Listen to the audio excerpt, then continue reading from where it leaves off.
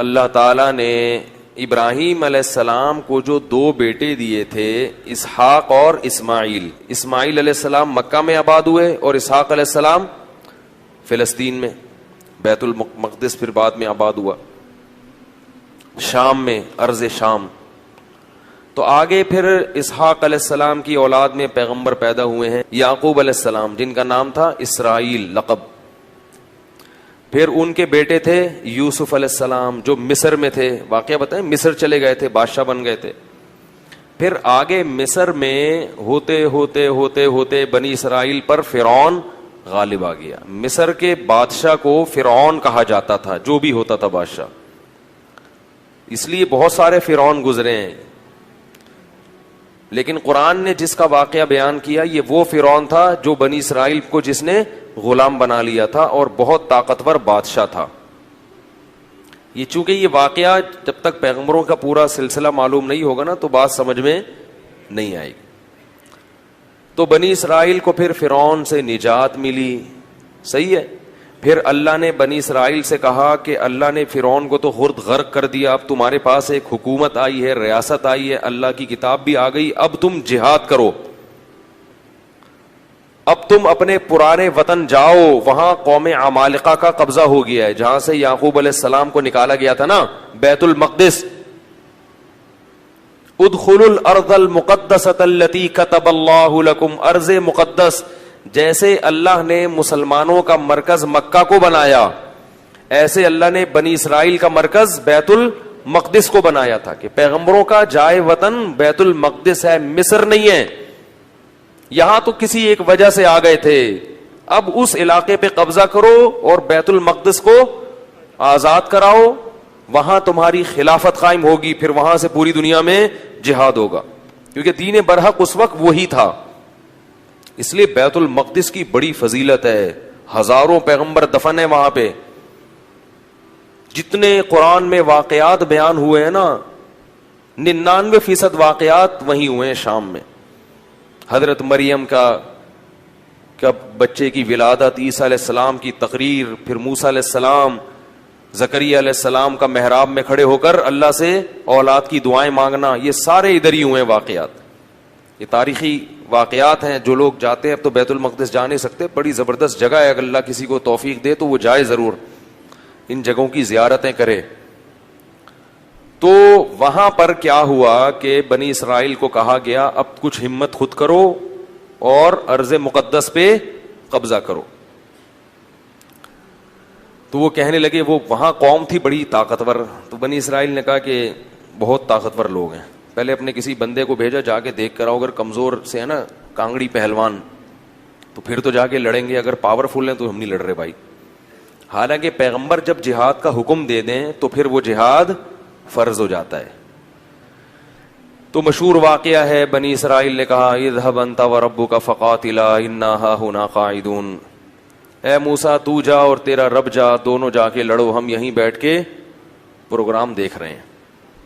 قال الرجلان من الذين يخافون، اللہ فرماتے ہیں ان میں دو فرد جو اللہ سے ڈرتے تھے، انعم اللہ علیہما، اور اللہ نے ان پر انعام بھی کیا تھا، وہ کہنے لگے کہ چلے جاؤ، فَإِذَا دَخَلْتُمُوهُ فَإِنَّكُمْ غَالِبُونَ، جب موسیٰ کلیم اللہ کہہ رہے ہیں تو اللہ یقیناً مدد کرے گا، جاؤ ہمت کرو، اللہ غلبہ دے گا. وہ لیکن کہنے لگے نہیں بھائی ہمارے لیے بڑا مسئلہ ہے یار. موسیٰ علیہ السلام کو غضب آیا اور انہوں نے اس مرتبہ دعا مانگی، اے اللہ میں اپنے اور اپنے بھائی کا تو مالک ہوں، ہارون کا، تو ہمیں کوئی حکم دے، ہم نہ کریں تو ہم سے پوچھ، یہ قوم میری سمجھ سے بالاتر، اتنے تیرے انعامات ہوئے، سب کچھ ہو گیا، لاٹھیوں کو سانپ بنتے ہوئے دیکھا، سمندر کے ٹکڑے ہوتے ہوئے دیکھا، فرعونیوں پر مینڈکوں کا، جوؤں کا، آگ کا عذاب، خون کا عذاب، ہر طرح کے عذاب دیکھے. اس کے بعد بھی اب یہ قوم ہمت خود کچھ کرنے کے لیے تیار نہیں ہے. سارے کام کون کرے گا؟ اللہ ہی کرے بس آسمان سے. کم ہمت. تو ففرق بینی و بین القوم الفاسقین، میرے اور اس فاسق قوم کے درمیان اب جدائی ڈال دے، میں نہیں رہ سکتا ان کے ساتھ. بہرحال کچھ عرصہ موسیٰ علیہ الصلوۃ والسلام رہے وادی تیہ میں اس قوم کے ساتھ. اللہ نے کہا کہ اب یہ 40 سال تک یہ علاقہ فتح نہیں ہوگا، 40 سال تک نہیں، یہ میدان میں گھومتے رہیں گے بس. تو وہیں موسیٰ علیہ السلام کا پھر انتقال ہو گیا اور آپ دنیا سے چلے گئے. پھر موسیٰ علیہ السلام کے بعد پھر دوسرے پیغمبر آئے اور ان پیغمبر نے بنی اسرائیل کو پھر حکم دیا.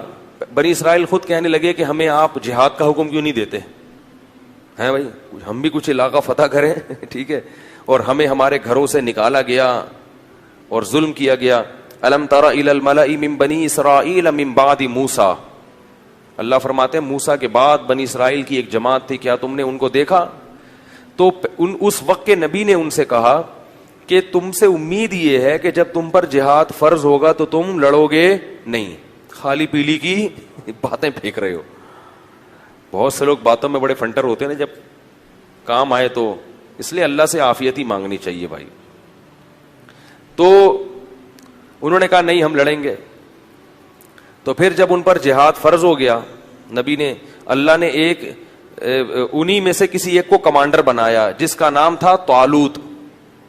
طالوت کو کمانڈر بنایا تو وہ کہنے لگے کہ اب چونکہ لڑنا نہیں تھا نا, بہانے تراشنے لگے, تو کہنے لگے یہ والا کمانڈر ہمیں قبول نہیں ہے, جہاد کے لیے تو ہم تیار ہیں مگر یہ والا کمانڈر نہیں چلے گا کیونکہ یہ غریب ہے.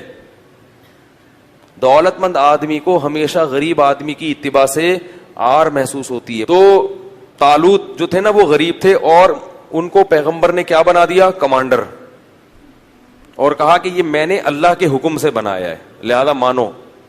کہنے لگے انا یکون لہ الملک علینا, یہ کہاں سے امیر ہو گیا بھائی؟ نحن احق بالملک منہ, ہم زیادہ حقدار ہیں, ہم میں سے کسی کو بناؤ, ہم میں جو ہے نا بڑے بڑے قوم کے سردار. تو نبی نے کہا کہ نہیں, یہ سلیکشن اللہ کی طرف سے ہے. اور ان کے برحق ہونے کی ایک علامت یہ بھی ہے کہ حضرت موسیٰ اور ہارون علیہ السلام کی کچھ یادگاریں, کچھ تبرکات, جو ان کی کچھ اشیاء تھیں. بنی اسرائیل کیا کرتے تھے کہ جب بھی کہیں جہاد میں جاتے تھے تو حضرت موسیٰ علیہ السلام کی لاٹھی اور اس طرح کی کچھ چیزیں جو ان کے پاس رہ گئی تھی نا, وہ لے کے جاتے تھے تو اللہ ان کو فتح عطا فرماتا تھا, اس کی برکت تھی. کیونکہ وہ ظاہر ہے متبرک لاٹھی تھی نا حضرت موسیٰ علیہ السلام, اب اس سے سانپ تو نہیں بنتا تھا, لیکن ہارون علیہ السلام اور موسیٰ علیہ السلام کی اس طرح کی چیزوں کو تبرک کے طور پر وہ استعمال کرتے تھے اور اللہ کی مدد شامل حال ہو جاتی تھی. تو بنی اسرائیل کو طالوت نے پھر انہوں نے جو ہے نا وہ تابوت آیا جس میں وہ تھی, تو فرشتے اس کو لے کر آئے, تو ان کو اطمینان ہو گیا کہ اب اللہ کی مدد یقیناً ہوگی, تو میدان جنگ میں اس کو لے کے جاؤ ساتھ. قرآن میں آتا ہے کہ جب حضرت طالوت علیہ السلام لشکر لے کے نکلے ہیں تو انہوں نے اپنی قوم سے کہا کہ دیکھو لڑائی کیونکہ بہت سخت ہے, دشمن بہت طاقتور ہے اور ہم ہیں کمزور, تو اللہ تمہیں پہلے آزمائے گا, یعنی اللہ کی مدد کے لیے جنگ میں فتح نہیں ہو سکتی, تو اسباب میں تو ہم کمزور ہیں, اللہ تمہیں امتحان کرے گا کہ تم میں تقوی ہے یا نہیں ہے. اس امتحان میں کامیاب ہو گئے تو جو کامیاب ہوں گے ان کو تو فتح ملے گی, اور جو اس امتحان میں کامیاب نہیں ہوئے وہ کیا کھائیں گے؟ شکست کھا کے بھاگ جائیں گے, وہ لڑنے کی طاقت نہیں رہے گی. اور وہ امتحان یہ ہے کہ تمہیں پیاس لگے گی مگر نہر میں سے کسی نے پانی, بولو بھائی, نہیں پینا. پیاس لگے گی, یہ پیاس بعد میں ختم ہو جائے گی, مگر اس وقت اللہ نے امتحان لیا ہے کہ ایک آدھ چلو پینے کی اجازت ہے, پیٹ بھر کے پانی پینے کی اجازت نہیں ہے. اس میں کامیاب ہو گئے تو لڑنے کی طاقت بھی اللہ دے دے گا تمہیں. قرآن کہتا ہے جب وہ نہر پار کی ہے نا, فشربوا منہ الا قلیلا منہ, تھوڑے سے لوگ تھے جنہوں نے پانی نہیں پیا, پوری قوم نے پی لیا. اتنی اللہ نے نشانیاں دکھائیں, سب کچھ کیا, مگر پھر بھی کیا کر رہے ہیں؟ پیٹ بھر بھر کے کہہ رہے ہیں دیکھا جائے گا یار, دیکھا جائے گا یار. اس کا نقصان کیا ہوا, اس گناہ کی نحوست کیا ہوئی کہ جب سامنے طاقتور لشکر دیکھا اور اس کا کمانڈر تھا جالوت, جو بڑا پہلوان جالوت تھا, جیم کے ساتھ, بہت طاقتور, بہت پہلوان, اس کو دیکھا, اڑے بھائی اس کا قد دیکھو, اس کی باڈی دیکھو, ہے بھائی لگ رہا ہے کسی جم سے آ رہی ہے, اور یہ لوگ دیکھو اتنا بڑا لشکر. تو جنہوں نے پانی پیا تھا نا وہ کہنے لگے لا طاقت لنا اليوم بجالوت وجنودی, آج ہمارے پاس طاقت نہیں ہے جالوت اور اس کے لشکر سے لڑنے کی, یہ نہیں ہو سکتا بھائی. اس سے پتہ چلتا ہے گناہ کرنے سے ہمتیں پست ہو جاتی ہیں. اللہ کی نافرمانی کرنے سے کیا ہوتا ہے؟ ہمتیں پست، کچھ بھی نہیں کر سکتے دنیا میں. اللہ کے لیے کچھ نہیں کر سکتے. پھر لا طاقت اليوم بجالوت وجنودی قال الذين يظنون انهم ملاقو اللہ. اللہ فرماتے وہ لوگ جن کو اللہ سے ملاقات کی امید تھی کہ ایک دن اللہ کے سامنے کھڑے ہوں گے، اس کا ہمیں بدلہ مل جائے گا، وہ کہنے لگے کہ کم من فئۃ قلیلۃ، دیکھو کتنی ہی بار ایسا ہوا ہے کہ ایک چھوٹی سی جماعت کو اللہ نے بڑی جماعت پر غلبہ دیا ہے. ہمت کرو، کیونکہ پیغمبر کے حکم پہ آئے ہیں. ہم خود سے جب آئیں گے تو دو رائے ہو سکتی ہے نا کہ بھئی صحیح کیا غلط کیا. اب تو اللہ کہہ رہا ہے تو غلط ہو ہی نہیں سکتا، اور اللہ نے ہمیں شکست دینے کے لیے تھوڑی بلایا ہے. تو اللہ غلبہ دے گا.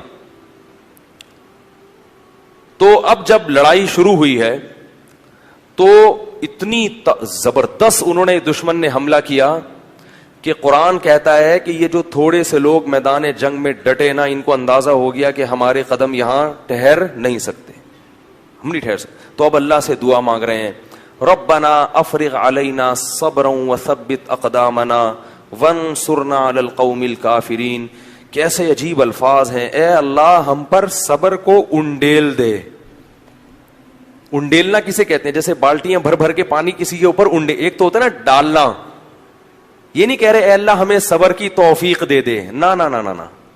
صبر کی توفیق تو چھوٹے موٹے غموں میں ہوتی ہے، یہاں تھوڑا سا صبر نہیں چاہیے، بہت بہت مشکل ہے بھائی، لڑنا بہت مشکل ہے. وثبت اقدامنا، اور ہمارے قدموں کو یہاں پر جما دے، یہاں پہ اکھڑنے نہ پائیں. ہم تجھ سے دعا مانگتے ہیں. وانصرنا علی القوم الکافرین، اور ان کافروں پر ہمیں ہماری مدد کر. کیسا منظر ہوگا، اور اللہ کو اس طرح سے لڑنے والوں پر کتنا پیار آتا ہوگا. اس لیے یاد رکھو جہاد کی بہت بڑی فضیلت ہے اسلام میں. جہاد معمولی عبادت، جو بھی اپنے ملک کے لیے، اپنے دین اور مذہب کے لیے، اسلام کے لیے لڑتے ہیں، ملک کے لیے لڑنا اسلام ہی کے لیے لڑنا ہے. تو وہ کیا کہنے لگے، اے اللہ تو ہمیں قدم یہاں پہ جما دے اور ہم پہ صبر کو انڈیل دے. اللہ کی مدد آئی. وہ تھوڑے سے، کیونکہ اللہ نے اپنے دین کو باقی رکھنا ہے، یہ بھی ختم ہو جاتے تو بنی اسرائیل تو گئی. ایک قوم کو اللہ نے ہدایت دی تھی، وہ بھی ختم، تو پوری دنیا تو گمراہ تھی. تو اللہ کام ایمان والوں ہی سے لیتے ہیں. بنی اسرائیل تھے بڑے نالائق، مگر تھے تو ایمان والے تو وہی تھے نا. تو بھائی جیسے مرضی ہیں، اللہ کیا کر رہے ہیں کہ بھائی اب ایمان والے تو یہی ہیں نا، اب کافروں سے تھوڑی لوں گا کام. تو جیسے مرضی نالائق ہیں، انہی میں سے نیک لوگ پیدا کروں گا. تو اللہ نے کیا کیا؟ اللہ فرماتے ہیں فَهَزَمُوهُمْ بِإِذْنِ اللَّهِ، اللہ کے حکم سے ان تھوڑے سے لوگوں نے ان طاقتور لوگوں کو شکست دے دی. جب شکست دی ہے تو انہی بنی اسرائیل میں ایک شخص تھے جن کا نام تھا داؤد، جو کمانڈر نہیں تھے اور نہ نبی تھے. ایک امتی کی حیثیت سے وہ میدان جنگ میں لڑ رہے تھے. وہ بھی ان تھوڑے سے لوگوں میں تھے. نہ صرف یہ کہ ان تھوڑے سے لوگوں میں، بلکہ ان تھوڑوں میں بھی جو انتہائی درجے کی بہادری دکھانے والے تھے ان میں سے تھے. انہوں نے ہدف بنایا تھا جالوت کو، جو سب سے زیادہ طاقتور تھا. یہ بڑی بات ہوتی ہے نا. دیکھو اس زمانے کے دیندار لوگ کیسے ہوتے تھے یار. آج چھپکلی سے ڈرتے ہیں دیندار لوگ. آج دیندار آدمی کو چلانے کے لیے یہاں سے وہاں تک بولو نا انڈا موڑ چلے جاؤ تو اس کا سانس پھولتا ہے. کہتے ہیں ایکچولی میں اتنا نیک آدمی ہوں کہ میں تیز چل نہیں سکتا. داؤد علیہ السلام تو بڑے پیغمبر تھے اس وقت، نہیں پہلے تو عام امتیوں کی طرح تھے. تو قرآن کہتا ہے داؤد علیہ السلام نے داؤد نے کس کو ہدف بنایا؟ جالوت. اتنی سخت لڑائی ہے اور میں کس کو ہدف بناتا ہوں؟ جالوت کو. ان کو قتل کروں گا. وقتل داؤد جالوت، اور داؤد علیہ السلام جالوت کو قتل کرنے میں کامیاب ہو گئے. لہذا فتح میں، جیسے کھلاڑیوں میں کھیل جب ہوتا ہے نا تو ایک مین آف دی میچ ہوتا ہے کہ بھئی یہ ہے جس نے جتوایا ہے میچ. تو وہ جنگ جتوانے میں سب سے بڑا کردار کس کا تھا؟ داؤد کا. اللہ فرماتے ہیں آتاہ اللہ الحکمہ، اللہ نے آپ کو نبوت عطا کر دی. کیا عطا کر دی؟ نبوت. اور اس کے بعد سے کمانڈ کس کے پاس آ گئی؟ کیونکہ لڑنے کے لیے کمانڈ کے لیے صرف نیک ہونا کافی نہیں ہے، جنگ کا تجربہ ہونا، بہادری ہونا، یہ بھی بہت زیادہ ضروری ہے.